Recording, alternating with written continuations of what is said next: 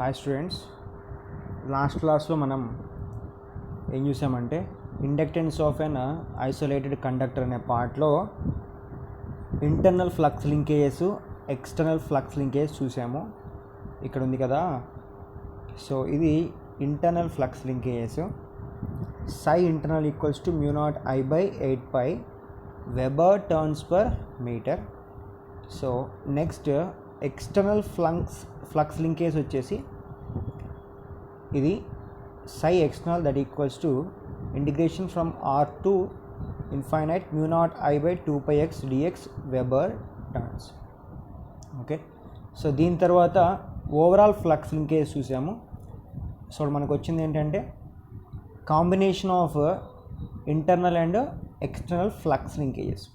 Okay, so దాని నుంచి మనకు వచ్చింది ఇండక్టెన్స్ ఆఫ్ ఐసోలేటెడ్ కండక్టర్ వచ్చింది.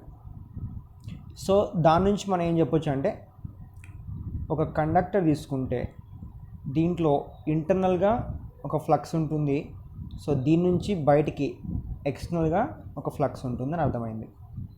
Okay, so internal next external ఉంటుంది. సో ఏ కండక్టర్ తీసుకున్నా కానీ కంపల్సరీ ఇంటర్నల్ ఫ్లక్స్ లింకేజ్ ఉంటుంది, ఎక్స్టర్నల్ ఫ్లక్స్ లింకేజ్ ఉంటుంది అన్నమాట.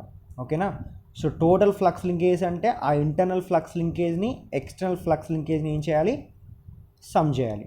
ఓకే, నెక్స్ట్ ఈరోజు టాపిక్ ఏంటంటే flux linkages in parallel current carrying conductors. ఓకేనా, ప్యారలల్ కరెంట్ క్యారింగ్ కండక్టర్స్ కదా మనకు కనబడేది ట్రాన్స్మిషన్ లైన్స్లలో. ఎలా అంటే ఇలా ట్రాన్స్మిషన్ లైన్స్ ఉంటాయి కదా, ఇలా ట్రాన్స్మిషన్ లైన్స్ ఉంటాయి కదా, సో ఇలా కండక్టర్స్ వెళ్తూ ఉంటాయి కదా, సో ఇవన్నీ ప్యారలల్ ఉంటాయి కదా. సో వీటి మధ్యలో ఫ్లక్స్ లింకేజ్ ఏ విధంగా ఉంటాయి చూద్దాం.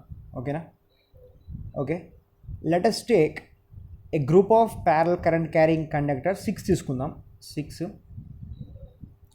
తీసుకుందాం. అవేంటంటే A, B, C, D, E, F. Okay, ప్రతి కండక్టర్లో కూడా కరెంట్ పోతుంది. దానికి IA, IB, IC, ID, IE, IF అని పేర్లు పెడతాను.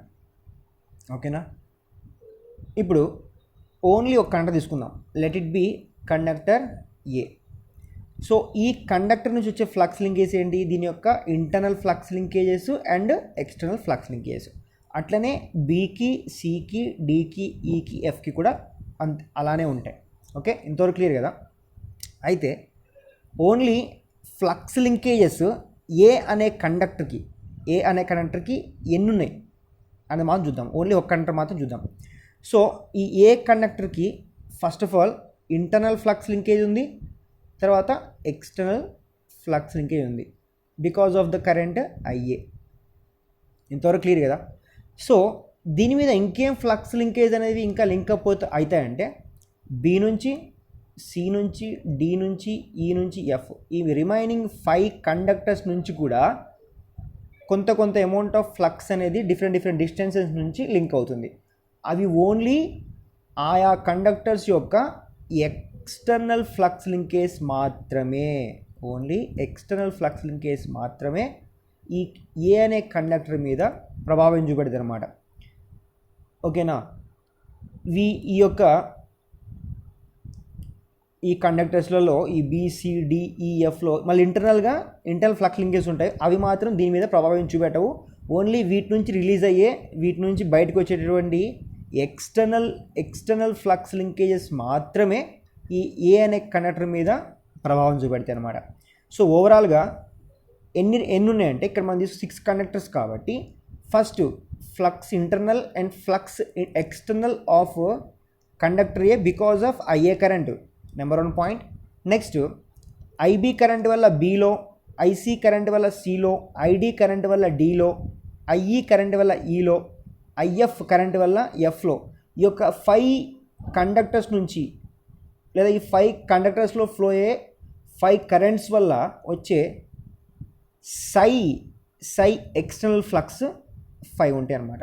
ఓకే, 5 ఇవి కూడా లింకప్ అవుతాయి అన్నమాట. ఓకేనా, సో డెరివేషన్ చూద్దాం, చూస్తే మీకు ఇంకా క్లారిటీ వస్తుంది. ఓకే, సో ఇవమ్మా ఏబిసి ఏ ఓకే ABCDEF, ఏకి బికి మధ్యలో డిస్టెన్స్ D1, ఓకే. నెక్స్ట్ ఏ నుంచి సికి మధ్యలో D2. Only I'm taking only reference ఏంటి ఏ తీసుకుంటున్నాను, ఓకేనా. సో ఏ నుంచి ఎఫ్కి D3, ఓకే. నెక్స్ట్ ఏ నుంచి ఈకి D4, ఓకే. నెక్స్ట్ ఏ నుంచి డికి D5, ఓకేనా. ఇవి డిఫరెంట్ డిస్టెన్స్లలో స్పేస్ అయి ఉన్న కండక్టర్స్ అనమాట, ఓకేనా. రైట్. సో ఓన్ కరెంట్ వల్ల వచ్చే ఫ్లక్స్ లింకేజ్ ఏంటి, internal flux linkage and external flux linkage. మరి BCDEF అనే కండక్టర్స్లో ఫ్లో అయ్యే IB, IC, ID, IE, IF అనే కరెంట్స్ ద్వారా ప్రొడ్యూస్ అయ్యేమో మ్యూచువల్ ఇండక్టెన్స్ అనమాట, ఓకేనా. అవి కూడా కండక్టర్ ఏ మీద ప్రభావం చూపెడతాయి, ఏ విధంగా, మ్యూచువల్ ఫ్లక్స్ లింకేజ్ లాగా, ఓకేనా. సో ఇక్కడ అదే మాట రాశాను.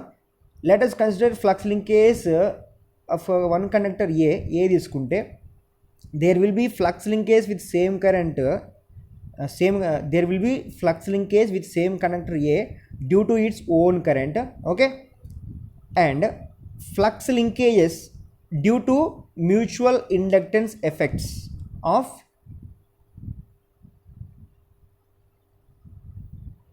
IB, IC, ID, IE, IF. అదే కదా ఇందాక ఎక్స్ప్లెయిన్ చేస్తుంది, ఓకే. సో నా total flux linkages with conductor A, ఓకేనా. ఇప్పుడు టోటల్గా ఫ్లక్స్ లింకేజ్ కండక్టర్ ఏకి ఏమేమి ఉన్నాయి. ఫస్ట్ వన్ ఐఏ కరెంట్ ద్వారా, అంటే ఓన్ కరెంట్ ద్వారా internal flux linkages plus external flux linkages. So ఇదే కదా మనం రాసింది. So μ0 IA/2π 1/4 plus integration from R to infinite dx/x. ఇదే ఇందాక మనం స్టార్టింగ్ ఆఫ్ దిస్ లెక్చర్లో చూసిన ఈక్వేషన్ ఇదే అనమాట, ఓకేనా. Flux linkage with conductor A due to its own current IA అనే కరెంట్ వల్ల μ0 IA/2π × 1/4 plus integration from R to infinite dx/x అనే ఫ్లక్స్ లింకేజ్ ఉంటుంది. నెంబర్ 1 పాయింట్, నెంబర్ 1 ఈక్వేషన్, ఓకేనా.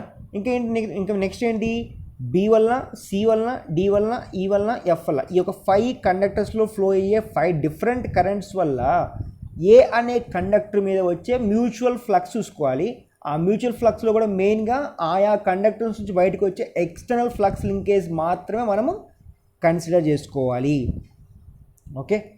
సో నా second point, flux linkages with conductor A, okay. Conductor A మీద ఉండే flux linkage ఎవరి కారణంగా, due to current IB, okay. Second conductor వల్ల μ0 IB/2π integration from D1 to infinite. ఇక్కడ చూడండి ఒకసారి డిస్టెన్స్ ఎక్కడి నుంచి, ఇది బి కండక్టర్కి ఏ కండక్టర్ మధ్య డిస్టెన్స్ ఏంటమ్మా, ఇట్ ఈస్ D1 నుంచి ఎక్కడ దాకా పోద్ది, ఇన్ఫైనైట్. ఎందుకు ఇన్ఫైనైట్ దాకా, కండక్టర్స్ అనేవి ఇన్ఫైనైట్ డిస్టెన్స్ దాకా పోతూ ఉంటుంది.